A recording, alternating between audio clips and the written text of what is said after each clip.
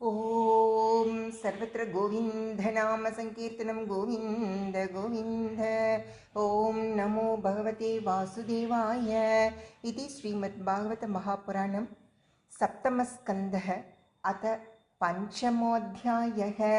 नारद उवाच पौरोहित्याय भगवान् वृतः काव्यः किलासुरैः षण्ढामर्कौ सुतौ तस्य दैत्यराजगृहान्तिके तौ राज्ञा प्रापितं बालं प्रह्लादं नयकोविदं पाठयामास्तु पाठ्यान् अन्यांश्चासुरबालकान् यत्तत्र गुरुणा प्रोक्तं शुश्रुवेणुपपाठ च न साधु मनसा मेने स्वपरासद्ग्रहाश्रयम् एकदासुरराट्पुत्रम् अङ्गमारोप्य पाण्डव पप्रच्छ कथ्यतां वत्स मन्यते साधु यद्भवान्। प्रह्लाद उवाच तत्साधु मन्यासुरवर्यदेहिनां सदा समुद्विग्नधियामसद्ग्रहात् हित्वात्मपातं गृहमन्दकूपं वनं गतो यद् हरिमाश्रयेत्। नारद उवाच श्रुत्वा पुत्रगिरो दैत्यः परपक्षसमाहिताः जहास बुद्धिर्बालानां विद्यते परबुद्धिभिः सम्यग्विधार्यतां बालो गुरुगेहे द्विजातिभिः विष्णुपक्षैर्प्रतिच्छन्नैः न विद्येतास्य धीर्यता। गृहमानीतमाहूय प्रह्लादं दैत्ययाजकाः प्रशस्य श्लक्ष्णया वाचा समपृच्छन्त सामभिः वत्स प्रह्लाद भद्रं ते सत्यं कथय मामृषा बालानतिकुतस्तुभ्यं येष बुद्धिविपर्ययः बुद्धिभेदः परकृत उताहो ते स्वतो भवत् बन्यतां श्रोतुकामानां गुरूणां कुलनन्दन। प्रह्लाद उवाच स्वः परश्चेत्य सद्ग्राहः पुंसां यन्मायया कृतः विमोहितधियां दृष्टः तस्मै भगवते नमः। स यथानुव्रतः पुंसां पशुबुद्धिर्विबिध्यते अन्य एष तथान्योऽहम् इति भेदगता सती स एषात्मा स्वपरेत्य बुद्धिभिः दुरज्ञयानुक्रमणो निरूप्यते मुह्यन्ति यद्वर्त्मनि वेदवादिनो ब्रह्मादयो हि एष भिन्नति मे मतिम् यथा भ्राम्यज्ञयो ब्रह्मन् स्वयमाकर्ष सन्निधौ तथा मे भिद्यते चेतः चक्रपाणेर्यदृच्छया। नारद उवाच एतावद्ब्राह्मणायोक्त्वा वीरराम महामतिः तं निर्भर्त्स्यात् कुपितः स दीनो राजसेवकः अनीयतां रेवेत्रम् अस्माकम् अयशस्करः कुलाङ्गारस्य दुर्बुद्धेः चतुर्थोऽस्योधितो धमः दैतेयचन्दनवने जातोऽयं कण्टकद्रुमः यन्मूलोन्मूलपरशोः विष्णोर्नालायितोर्बकः इति तं विविधोपायैः भीषयं स्तर्जनादिभिः प्रह्लादं ग्राहयामास त्रिवर्गस्योपपादनम्। ततयेनं गुरुज्ञात्वा ज्ञातज्ञेयचतुष्टयं दैत्येन्द्रं दर्शयामास मातृमृष्टमलङ्कृतं पादयोः पतितं बालं प्रतिनन्द्याशिषासुरः परिष्वज्य चिरं दोर्भ्यां परमामापनिर्वृतिम् आरोप्याङ्गमवघ्राय मूर्धन्यश्रुकलाम्बुभिः आसिञ्चन् विकसद्वक्त्रम् इदमाह युधिष्ठिरः। हिरण्यकशिपुरुवाच प्रह्लादानोच्यतां तात स्वदीप्तं किञ्चिदुत्तमं कालेनैतावतायुष्मन् यतशिक्षत् गुरोर्भवान्। प्रह्लाद उवाच श्रवणं कीर्तनं विष्णोः स्मरणं पादसेवनम् अर्चनं वन्दनं दास्यं सख्यम् आत्मनिवेदनं। श्रवणं कीर्तनं विष्णोः स्मरणं पादसेवनम् अर्चनं वन्दनं दास्यं सख्यम् आत्मनिवेदनम्। इति पुंसार्पिता विष्णु भक्तिश्चेन्नवलक्षणा क्रियते भगवद्यद्धा तन्मन्येधीतमुत्तमं। निशम्यैतत्सुतवचो हिरण्यकशिपुस्तथा गुरुपुत्रमुवाचेदं रुषा प्रस्फुरिताधरः ब्रह्मबन्धो किमेतत्ते विपक्षं श्रयता सथा असारं ग्राहितो बालो मामनादृत्य दुर्मते। सन्ति हि साधवो लोके दुर्मैत्राश्चत्मवेशिनः तेषामुद्धेत्यघं काले रोगः पातकिनाम् इव।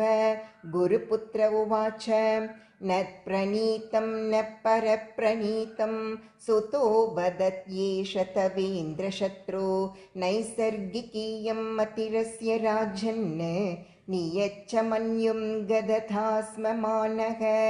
नारद उवाच गुरुनैवं प्रतिप्रोक्तो भूयाः सुरसुतं न चेद् गुरुमुखीयं ते कुतो भद्रा सती मतिः। प्रह्लाद उवाच मतिर्न कृष्णे परतस्वतो माम् इतोऽभिपद्येत गृहव्रतानाम् अधान्तगोभिर्विशतां तमिश्रं पुनः पुनश्चर्वितचर्वणानां न ते विदुस्वर्तगतिं हि विष्णुं दुराशया ये बहिरर्थमानिनः अन्धायतान्तैरुपनीयमाना वचीशतन्यां उरुधां निबद्धाः नैषां मतिस्तावधुरुक्रमाङ्घ्रिं स्पृशत्यनर्तापगमो यथर्थः महीयसां पादरजोऽभिषेकं निष्किञ्चनानां न वृणीत यावत् युक्त्वोपरतं पुत्रं हिरण्यकशिपूरुषा अन्धीकृतात्मा स्वोत्सङ्गात् निरस्यत महीतले।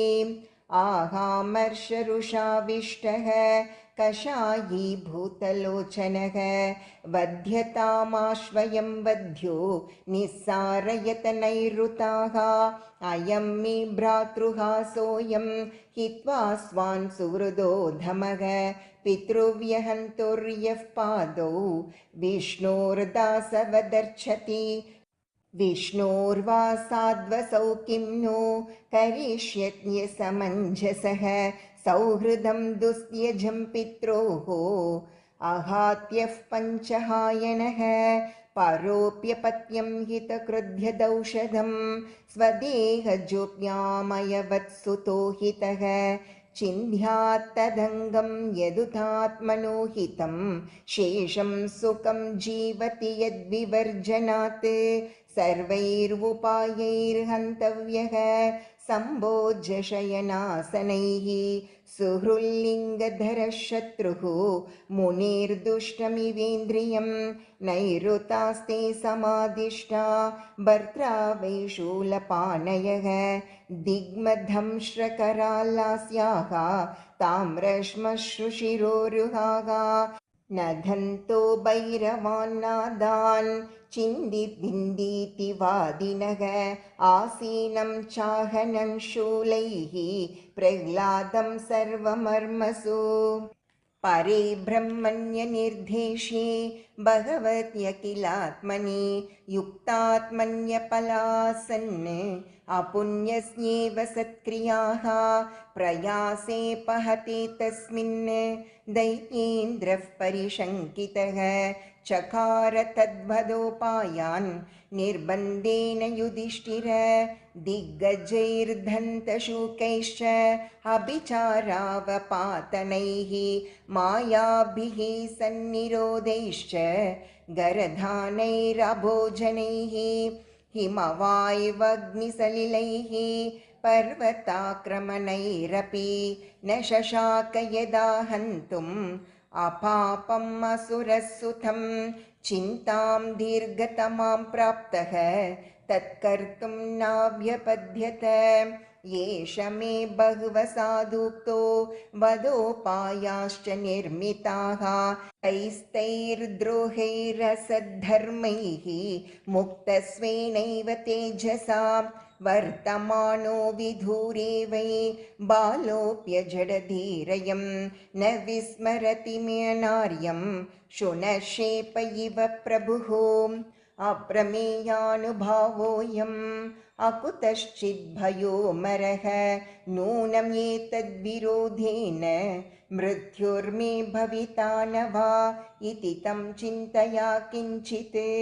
म्लानश्रियमधोमुखं षण्ढामर्कौशनसौ विविक्त इति होचतुः जितं त्वयैकेन जगत्त्रयं भ्रुवोः विजृम्भणत्रस्तसमस्तदिष्ण्यपं न तस्य चिन्त्यं तव नाथ चक्ष्महि न वै शिशूनां गुणदोषयोः पदम् इमं तु पाशैर्वरुणस्य बद्ध्वा निदेहि भीतो न पलायते यथा बुद्धिश्च पुंसो वयसार्यसेवया यावद्गुरुर्भार्गवागमिष्यति तथेति गुरुपुत्रोक्तम् अनुज्ञायेधमब्रवीत् धर्माह्यस्योपदेष्टव्य राज्ञां ये गृहं येधिनाम् धर्ममर्थं च कामं च नितरां चानुपूर्वशः प्रह्लादायोच्चतुराजन् प्रश्रितावनताय च यथा त्रिवर्गं गुरुभिः आत्मनेवुपशिक्षितं न साधु मेने तच्छिक्षां द्वन्द्वारामोपवर्णितां यदाचार्यपरावृत्तो गृहमेधीयकर्मसु वयस्यैर्बालकैस्तत्र सोपहूतः कृतक्षणैः अततान् श्लक्ष्णया वाचा प्रत्याहूय महाबुधः उवाच विद्वान् तन्निष्ठां कृपया प्रहसन्निव ते तु तद्गौरवात् सर्वे त्यक्तक्रीडा परीच्छदाः बालान् दूषितधियो द्वन्द्वारामेरिते हितैः पर्युपासत राजेन्द्र तन्यस्तहृदये क्षणाः तानाह करुणो मैत्रो महाभागवतो असुरः। ॐ इति श्रीमद्भागवते महापुराणे पारमहंस्यां संहितायां सप्तमस्कन्धे प्रह्लादानुचरिते पञ्चमोऽध्यायः। ॐ नमो भगवते वासुदेवाय।